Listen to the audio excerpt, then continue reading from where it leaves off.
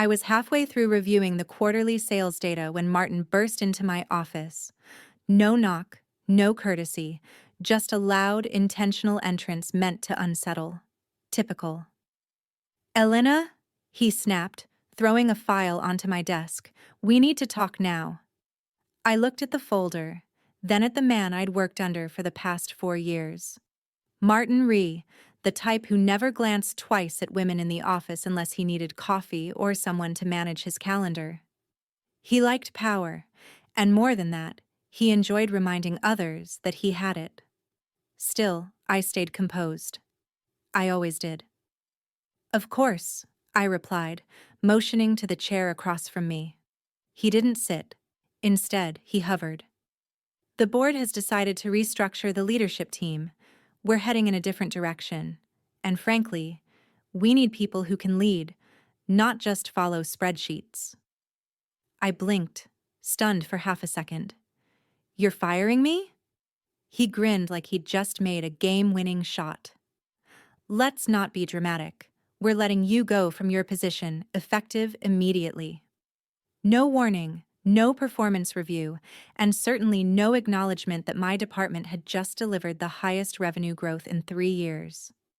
"I see," I said softly. "May I ask why?" His voice was sharp. "You lack vision. You manage tasks, not people. And let's be honest, this industry needs strong leadership, assertiveness, confidence, qualities you haven't exactly shown." There it was, not even subtle. A jab at my gender wrapped in buzzwords and corporate fluff. He didn't see me as a leader, not because I hadn't delivered, but because I didn't fit his outdated mold. "I understand," I said, my voice calm, even. Martin narrowed his eyes, clearly unsettled by my composure. He expected anger, maybe even tears. But I'd learned long ago how to control my emotions in boardrooms full of egos. "I'll need your badge and company laptop by the end of the day," he added. "Your access will be disabled by 5 p.m. HR has your severance details." I nodded and stood, offering my hand. "Thank you, Martin. I appreciate the clarity." He paused, then shook it. "Good luck out there." As he turned and walked out, pleased with his small coup, I sat back down and let out a slow breath. My hands didn't tremble. My breathing didn't change. In fact, I felt lighter. Because what Martin didn't know, what no one in that building knew, was that I wasn't just a department head. 2 weeks ago, something shifted. Something major, and I had been waiting for the right moment to use it. I glanced at the framed photo on my desk. My father, smiling proudly at the ribbon-cutting ceremony the day he opened the company's first regional office. The same company Martin had just released me from. I traced my fingers along the edge of the frame. "You told me to wait, Dad. Wait until the time was right." I stood and began packing my things. I didn't take much, just a few personal items, a mug my team gave me last Christmas, and a stack of old notebooks filled with ideas that had never made it past Martin's desk. Outside, the office hummed with quiet curiosity. A few coworkers offered sympathetic looks. Others avoided my gaze. No one asked questions, but I saw the thoughts written on their faces. Did she get fired? What did she do wrong? I left the building with a small, polite smile and no spectacle. As I stepped into the sunlight, I felt the weight of 15 years inside that company slide off my shoulders. They thought they'd ended my career, but what they'd actually done was give me the green light. I pulled out my phone and sent a single text to my lawyer. "It's time. Prepare everything." The reply came back almost instantly. "Understood. Shareholder meeting can be scheduled within 5 business days." I glanced back at the glass building gleaming in the sun. Martin thought this was finished, but he had no idea what was coming. The next time I walked into that boardroom, it wouldn't be as an employee. It would be as their majority shareholder, and the smile I wore that day would be genuine. 2 weeks earlier, I had been sitting in the quiet, wood-paneled office of my family's attorney, staring at a document I wasn't allowed to open until the clock struck 12 on my 30th birthday. My father had always loved theatrics. He said they made serious moments feel important, and apparently, this was one of them. Elena, Mr. Harrington, our longtime family lawyer, had said with a warm, almost fatherly tone, "Your father left very clear instructions. You are not to open this envelope until your 30th birthday, not a day before." I'd smiled politely, half curious, half amused. "What is it? Some kind of delayed birthday card?" He gave me a look that said he knew and had no intention of spoiling the surprise. "Your father was a man of vision," he said instead, "and he trusted you more than anyone." That sentence stayed with me in the days that followed. My father, the founder and former CEO of the very company that had just let me go without ceremony, had always believed in foresight, in planning ahead, and he believed in me. When he passed away 5 years ago, the company changed. It became colder, more calculated, less about people, and more about numbers. Martin joined shortly after, charming the board, flaunting his MBA, and slowly dismantling the culture my father had built. I stayed, thinking I could protect what remained. But now I understood my father had known something like this might happen, and he had prepared for it. On the morning of my birthday, I opened the envelope alone, sitting in the same spot where he used to read the paper every Sunday, sunlight pouring through the window, a quiet warmth filling the room. Inside was a letter and a formal document with embossed seals. I unfolded the letter first. It was handwritten in my father's neat script. "Elena, if you're reading this, you've turned 30, and that means you're ready." I never doubted it, not for a second. You've spent your life working twice as hard for half the recognition. I saw it even when you thought I didn't. I saw the sacrifices, the late nights, the integrity no one else noticed. I also saw how the company changed after I left, and I knew there might come a time when you'd need more than a seat at the table. So I gave you the table. I paused, blinking hard, my hands trembling slightly as I turned to the document behind the letter. It was a trust agreement, filed and notarized. According to the trust, 90% of the company's shares my father had retained when he stepped down had been placed in my name, held until I turned 30, with full voting rights activated immediately. 90%. I read it 3 times, then once more, just to be sure I wasn't imagining it. I wasn't just a shareholder. I was the majority owner, the controlling shareholder. My entire body buzzed with disbelief, adrenaline, and something else entirely. Power. Quiet, measured, undeniable power. I called Mr. Harrington immediately. "Is this real?" I asked, barely able to form the words. "Yes," he replied simply. "Your father structured the trust to avoid public filings. It's airtight. The board has no idea unless you choose to tell them."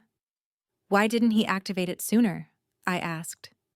"He wanted you to experience the company on your own terms first," he said, "to see who would reveal themselves, and to decide if you truly wanted it before you used it." That line hit me hard. I'd spent years being underestimated, overlooked, talked over in meetings. I'd watched Martin get praised for ideas I'd quietly suggested, watched male colleagues rise faster while doing less. I'd smiled through it all, believing patience and hard work would eventually pay off. Now I realized it wasn't time that had been missing, it was leverage. And suddenly, I had it. I scheduled a follow-up with Mr. Harrington for the next day. "Let's talk about what comes next," I said. He didn't hesitate. "We'll prepare the documents to call a shareholders meeting. We'll notify the board once everything's ready." "Don't notify them yet," I said. "Not until I give the word." There was a brief pause on the line. "Elena, may I ask what you're planning?" I looked out the window of my apartment, watching traffic flow below, people rushing through their lives, unaware that everything was about to shift. "I'm planning to walk into that boardroom," I said calmly, "and show them exactly who they tried to fire." I didn't attend the mandatory exit interview. HR called twice, then emailed. I ignored both. Instead, I sat in the quiet corner booth of a discreet downtown cafe, sipping a flat white while Mr. Harrington reviewed the final draft of the shareholder meeting request. It was official now. On paper, I controlled 90% of the company's voting power, a legal and financial reality Martin never would have seen coming. "You sure you're ready?" Harrington asked, adjusting his glasses as he slid the documents across the table. "Once you file this, you'll be throwing a grenade into their boardroom." I met his gaze, my voice steady. "They pulled the pin the moment they fired me." He gave a small nod. "Fair enough." The documents were simple, as the most powerful things often are. A formal notice of a special shareholder meeting with a single agenda item, leadership review, and appointment of new executive management. Martin wouldn't expect it. That was the point. His entire style relied on control through confidence. He bulldozed meetings with jargon, steamrolled quieter voices, and weaponized charm when it suited him. The board, mostly older men who admired his bravado, had allowed him to operate unchecked for far too long. They were about to learn how fragile that kind of power really was. "I'll serve them notice Friday morning," Harrington continued. "The meeting will be set for Tuesday. That gives them 2 business days to panic." I couldn't help but smile. Perfect.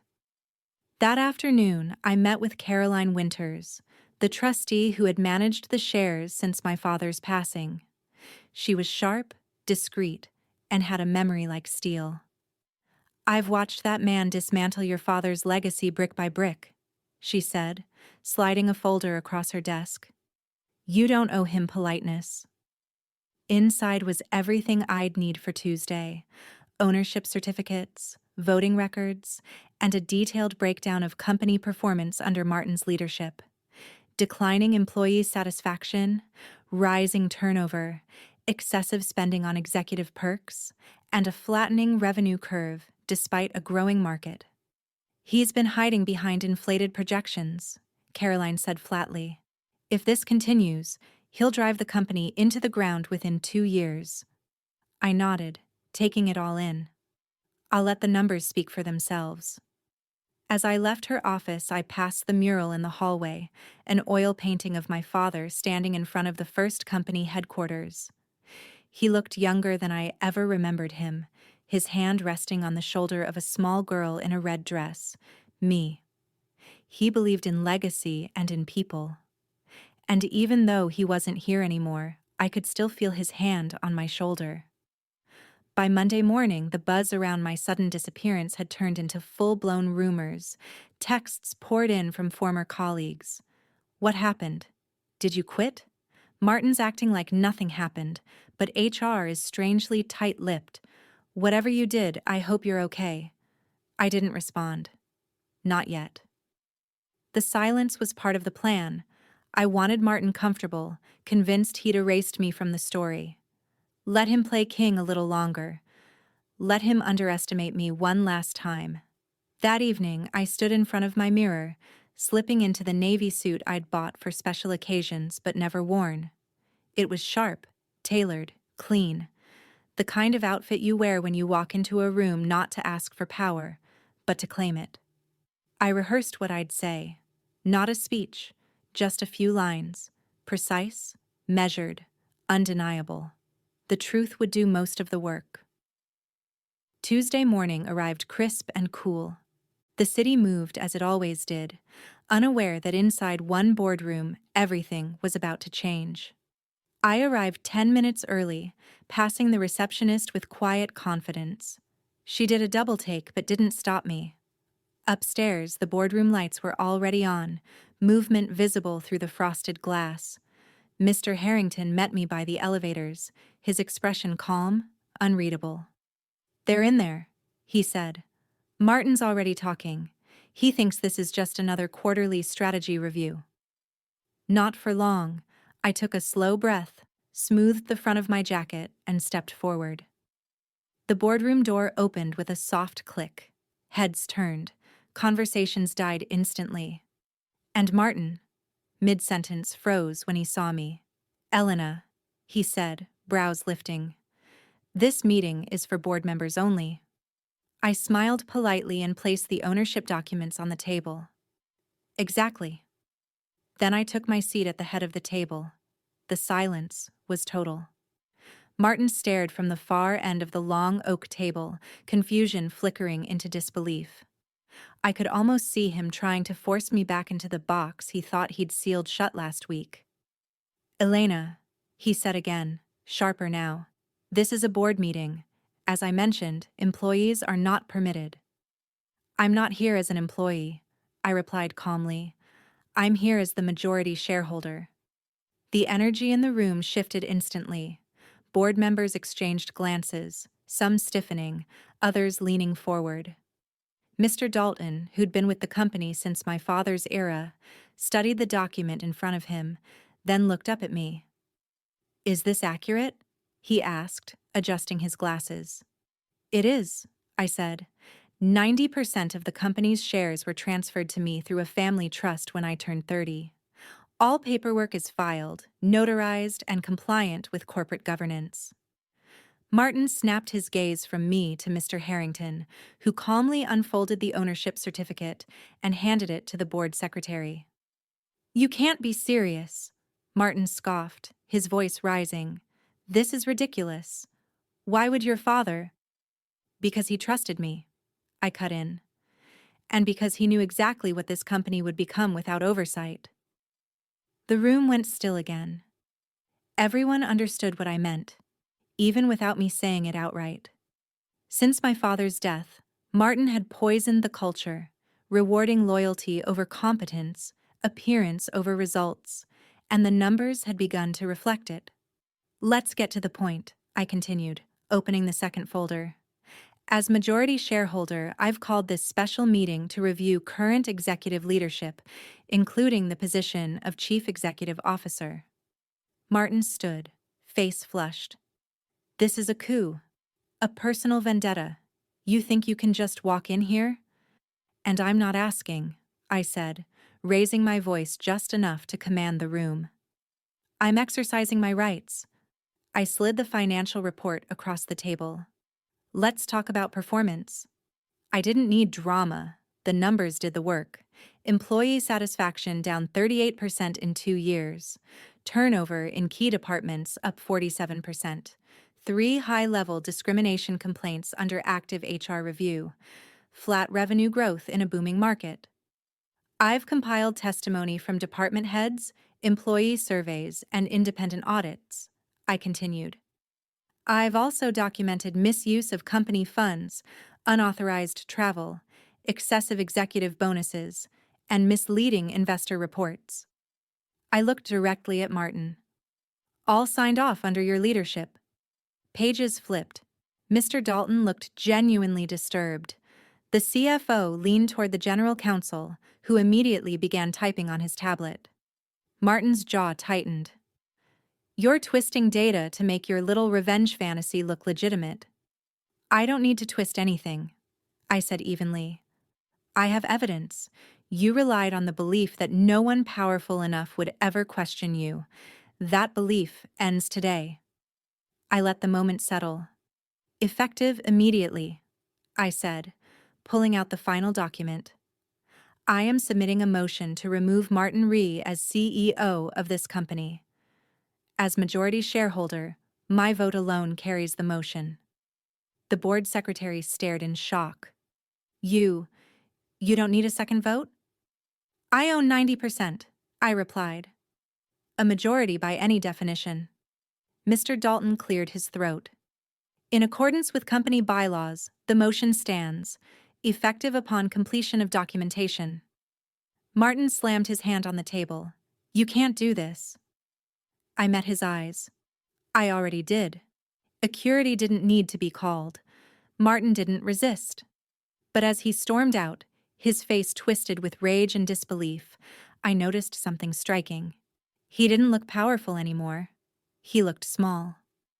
When the door clicked shut behind him, I let out a slow breath and turned to the rest of the board. "This company deserves better," I said. "So do its people.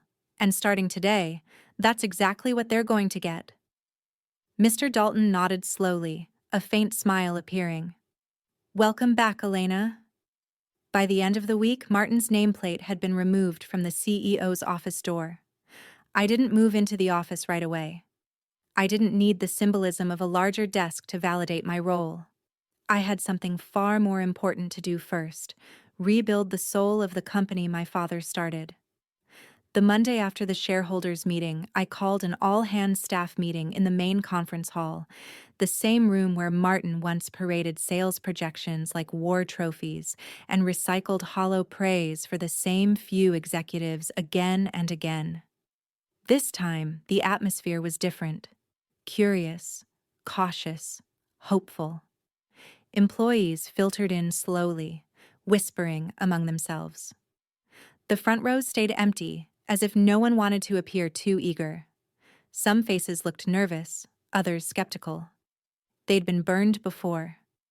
I stood alone at the front, no notes, no slides, just the truth. "Some of you know me," I began. "Some of you only know what you've been told. But let me start with this. I didn't come here to take power. I came here to restore trust." Heads tilted. People leaned in. For years, this company ran on the strength of its people. Your ideas, your late nights, your belief that what we were building mattered. Somewhere along the way, that was lost. I paused, letting the silence do its work. "I was fired last week," I said with a faint smile. "Told I wasn't what this company needed, that I lacked the leadership to take us forward." A few nervous laughs rippled through the room, and the tension began to ease. Honesty was disarming them. "I didn't fight back," I continued. "Not then. Because I knew something Martin didn't. Leadership isn't about volume or vanity. It's about vision, respect, and lifting the people who actually do the work." I scanned the crowd, meeting the eyes of familiar faces. Engineers I'd worked beside for years, assistants who were always overlooked, junior analysts buried under layers of corporate ego. Starting today, everything changes. Over the next 2 weeks, I did something radical. I listened. I met with department heads, team leads, interns, receptionists, custodial staff. I asked what wasn't working. I asked what they needed. I asked who deserved more than they were getting. Then I acted. I promoted Maya from customer service to head of client experience, a role she'd already been doing unofficially for a year while her manager took credit. I brought back Kevin, a brilliant product developer who had quit after being repeatedly passed over in favor of less qualified men. I restructured HR completely. I read every complaint that had been collecting dust in forgotten folders.